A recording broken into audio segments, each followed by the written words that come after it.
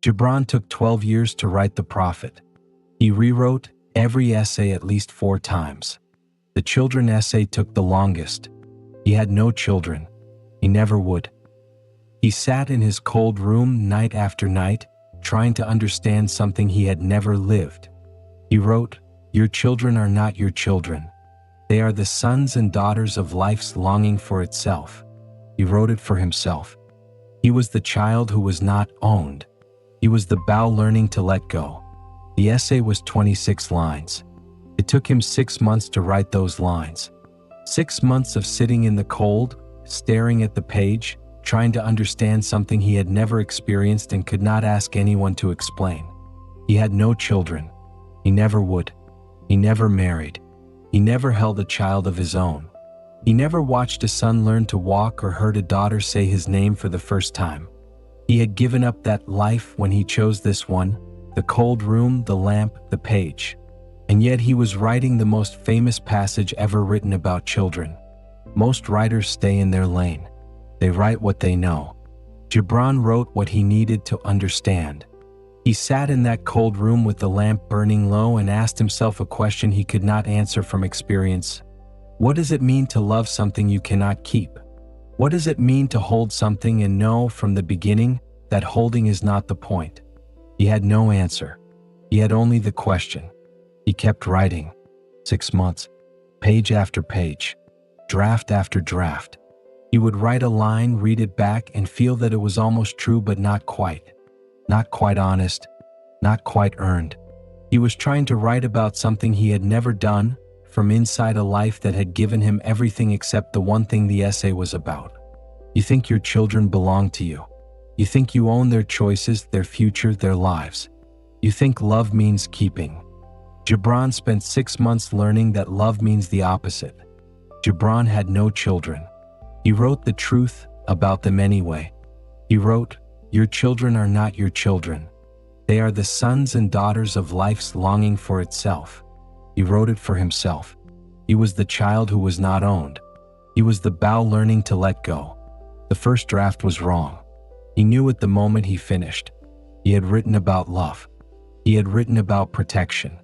He had written about all the things parents feel when they hold a child, the weight of it, the responsibility, the fear that something will go wrong.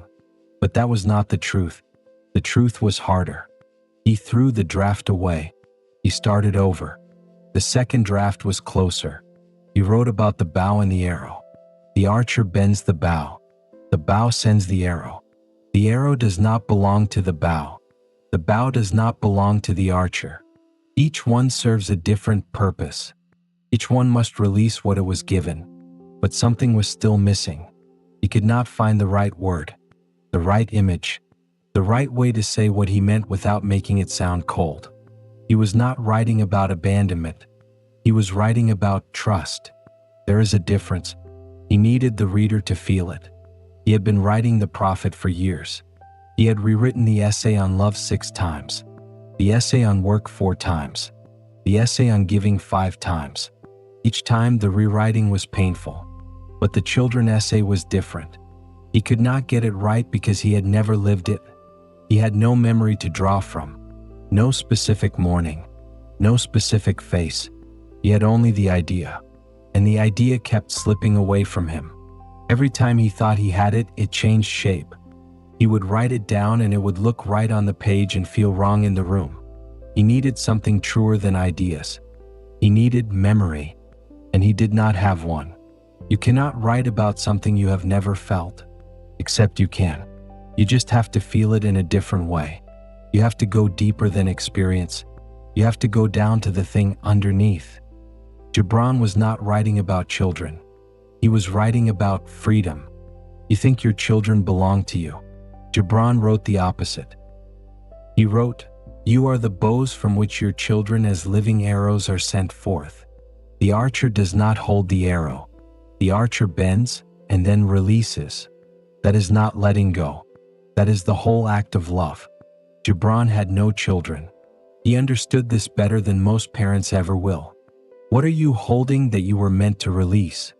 Here is what Gibran discovered in the 6th month of rewriting the children essay. he discovered that he was not writing about children at all. He was writing about his mother.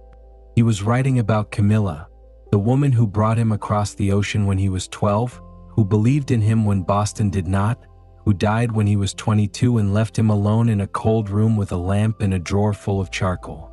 She had let him go. Not once, continuously.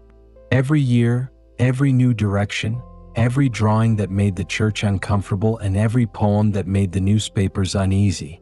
She had not tried to hold him back.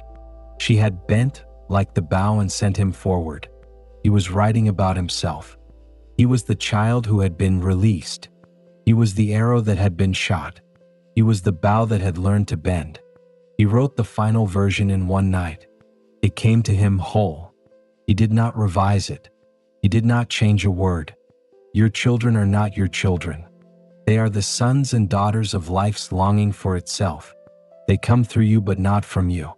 And though they are with you, yet they belong not to you. He read it aloud in the cold room. The lamp flickered. He did not cry. He set down the pen. He had written something he could not have written if he had children. A father would have written about protection and guidance and all the things a father gives. But Gibran was not a father. He was the child. He wrote from the other's side. He wrote what every parent needs to hear but no parent wants to say. The Prophet was published in 1923. The children essay became the most quoted passage in the book. Parents read it at graduations. They read it at weddings. They read it in the quiet of the house after the last child left, and they did not know what to do with the silence. Gibran never knew. He never had children. He never watched a son or daughter walk out the door for the last time. But he knew what it felt like to be the one walking. He knew what it cost his mother to let him go. He had watched her do it. He had carried that cost with him for 20 years before he finally found the words. He wrote the essay for her. He wrote it for himself. He wrote it for every parent who has ever loved something they could not keep and had to choose in the end between holding and releasing. The bow does not follow the arrow. The bow stays. The arrow goes. And the archer who bent the bow, he does not run after it either. He watches it go. He does not know where it will land. He only knows that he bent with everything he had and released with everything he had, and that is enough. That is all love has ever been. Gibran wrote that from a cold room in New York. He had no children. He had only the understanding. It was enough to last 100 years. I free my children to become themselves. I free my children to become themselves. I free my children to become themselves.